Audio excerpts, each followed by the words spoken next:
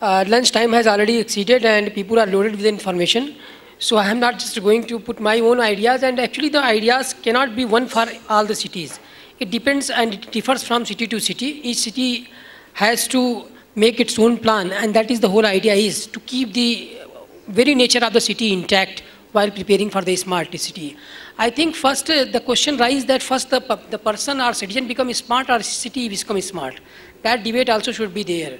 Because to make any city smart, first the citizen should be smart. I will share my experience as 2 years of additional commissioner of East Delhi Municipal Corporation, which is consisting of 45 lakh population. And I have actually dealt with in almost all the capacities. So I have a very fair idea of dealing all those municipal things. And what I am telling that to you, you need to make first your citizens smart, then to create a smart city. First of all, rather we are saying that what is needed to make a smart city. And just I am putting it in another perspective. What is there right now?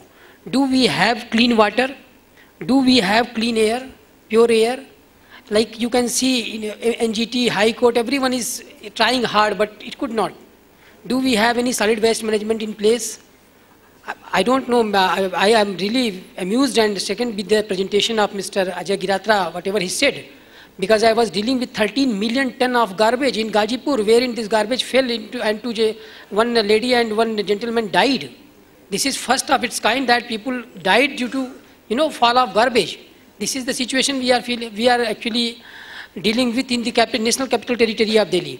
Then it's come to the transport. The point I was actually making is that whenever, there is a famous saying, Gandhiji once said, when you have any doubt regarding what you are going to take is right or wrong, you just think about the last man you have ever seen. Whenever you make a policy, you just think from the common man's perspective. May it be Wi-Fi or any other thing. These all solutions are for the smart people. A person who has the access to internet. Then we have to talk about the digital divide. First of all, we have to actually see for whom we are going to develop these cities. The level of urbanization, Honorable Secretary was telling, that 37 million people are already living, and 2050 it is going to 60 million. The problem is that how to actually control whatever infrastructure you will make. I was Deputy Commissioner South Delhi, the water table has gone down like anything. After 300 meters you are going to get water. There is going to be a fight, and I have seen that situation where actual lathi charge has happened in Sangam Vihar area because there are 2,000 unauthorized colonies which is known to government. How will you make available all those things? Where is the water? Where is the place? There is a certain limit wherein you can develop the roads and all. And there is you have to keep many things in mind. You cannot make roads everywhere. There should be space for park. We have eaten up the parks, and there is I was in Manchester. I was just seeing the transportation presentation. In Manchester you will go, first floor, airport, come on second floor, there is a rail connectivity, come on third floor, there is a bus connectivity. From airport, if you want to go anywhere in the city, you need not to come out of that campus. And that too, wherever you have to go, you just go and sit, and that gate particular bus will come and take you. This type of city, the thing is that what has happened in our country after 70 years of independence, we are thinking about these things. The unplanned, a thing which is unplanned, it is very difficult to actually plan it. Like, I don't know how to give the security of tenure to those persons. Whatever we can give is that in those unauthorized colonies, we can put some Wi-Fi also. But the problem is that, is it going to solve the problem? I think the need of hour is to actually do the legal reforms first and to put the basic points first. The thing is that a person who is smarter, he will have Apple iPhone and he will access everything. The problem is to make those last man smarter and to provide him the basic facilities first.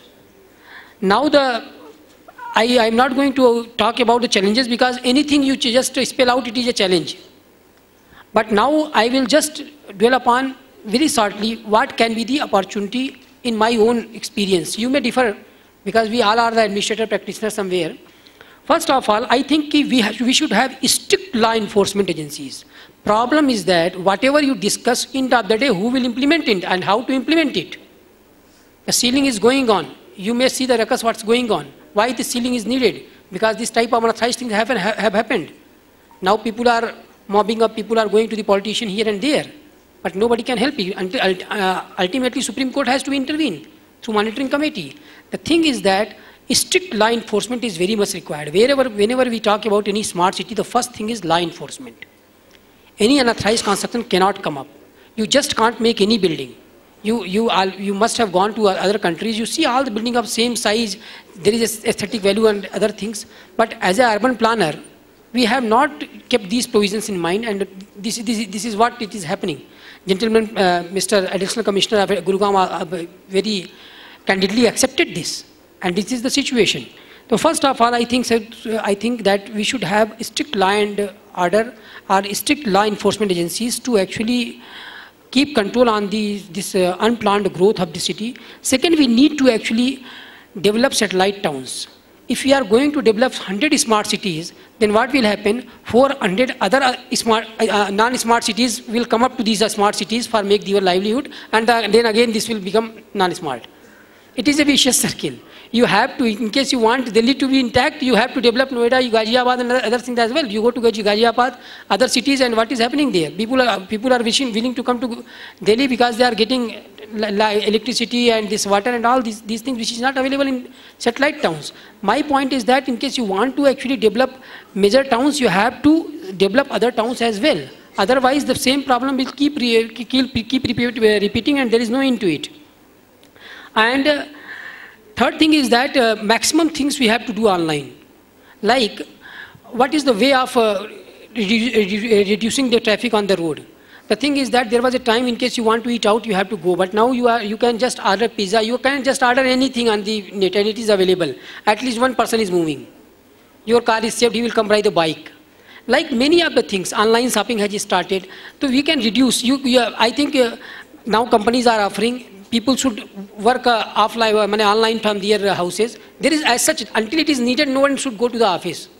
No one should congest the road. But this type of, because I was making a point, metro has come, but the traffic has not reduced. Odd even has come, people have purchased more vehicle. Whatever you have tried, then there is a debate. In case you will compromise on those things, you will restrict the purchase of car, there is going to be effect on the manufacturing industries. Then you have to keep a balance on this.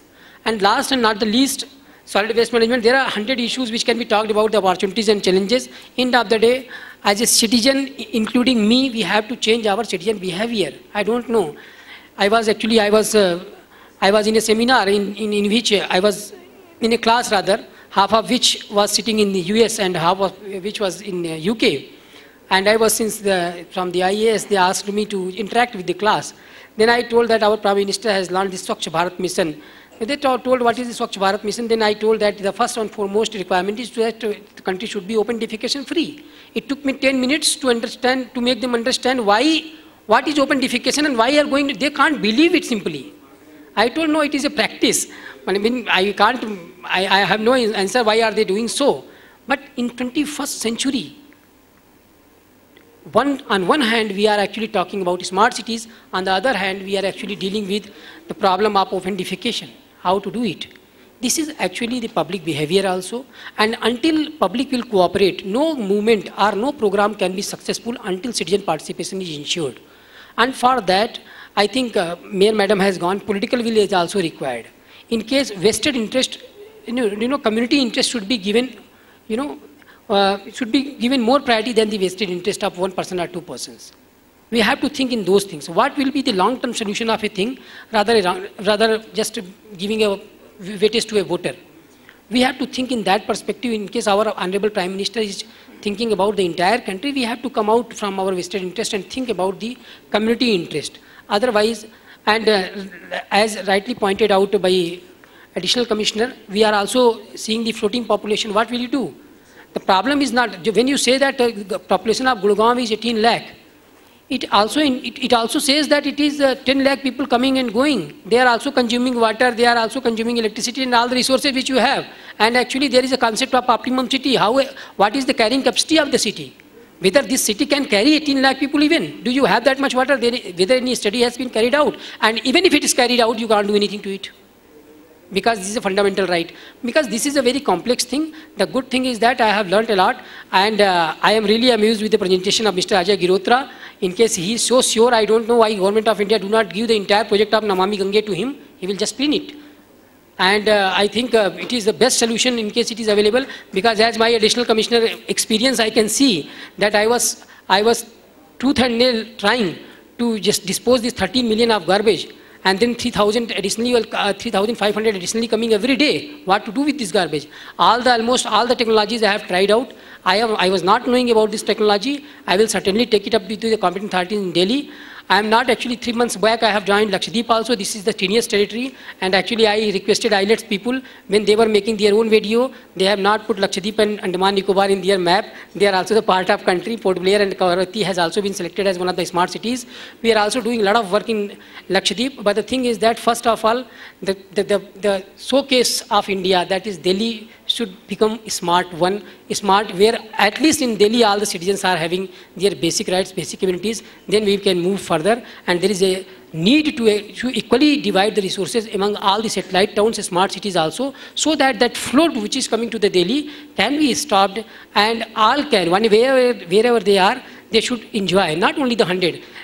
Becoming smart is the right of every citizen of India, not 100 cities. I think it will be taken in phased manner, but I am hopeful the way we are proceeding, the way technologies are coming, days are not away, and we will overcome all these issues. Thank you very much.